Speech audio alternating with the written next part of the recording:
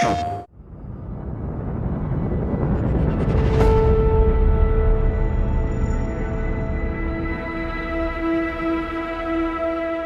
what's really unique about Odyssey in the Elite Dangerous universe is that for the very first time we're going to allow people to set foot on the planets and in spaceports and explore the world in this new perspective. We've tried to maintain what we felt was a core part of Elite, which is freedom of choice. And we really embraced that with Odyssey and have transposed all of those careers back down onto an on-foot experience. So when you're picking your base suit in Odyssey, you're really picking it based on the career and activities that you want to undertake.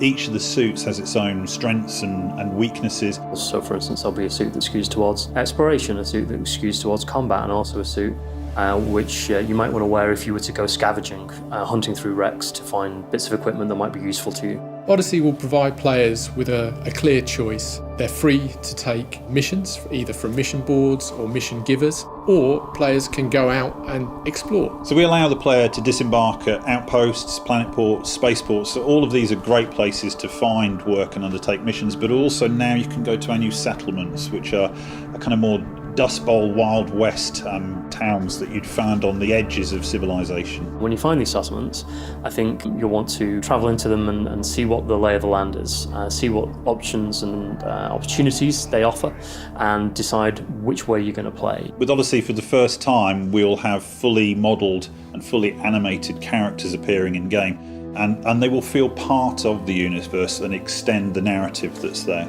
They will be moving through these spaces, you'll be able to interact with them, some of them will speak to you, so we've had to work on getting those performances right. It's a whole new way of exploring the game. You'll hear the settlement, how alive it is. You'll hear announcers, you go into buildings and the soundscape changes. It's the very first time that you're experiencing the sound of Elite Dangerous, not inside a ship or inside a little vehicle, but inside a body. Meeting people who you can relate to in places is the way you can feel grounded in this quite fantastical universe. And there's going to be a lot of players transferring from the main game who have never experienced this before but will understand how it feels to be in that universe. All of the NPCs that you encounter in Odyssey are all generated as part of the background sim. So if I go to a port or a settlement, the NPCs that I'm going to find there will be affiliated with the faction that owns that settlement. So we're driving some personality into our NPCs via the background sim connection, and I think that's an amazing addition. One of our new features and new characters works for a corporation called Apex Interstellar. Players will be able to book journeys to and from ports within jump range. This gives a way for those players to actually move around the galaxy for a relatively cheap fee and experience gameplay away from the ports themselves. So within the on-foot gameplay, the primary way of earning credits is to actually undertake missions and obviously complete them successfully. But you can also do some slightly more nefarious acts. Maybe you'll go to settlements and steal items and sell them onto the black market. Or you could become an explorer and collect samples from our new organic life. With Odyssey, we've worked really hard to maintain player agency. We want players to have the choice about how they play Elite.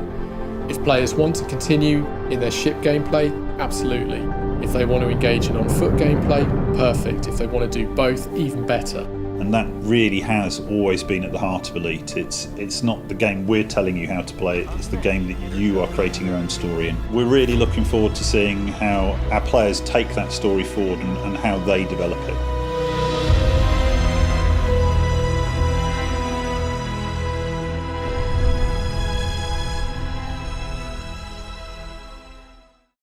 PlayStation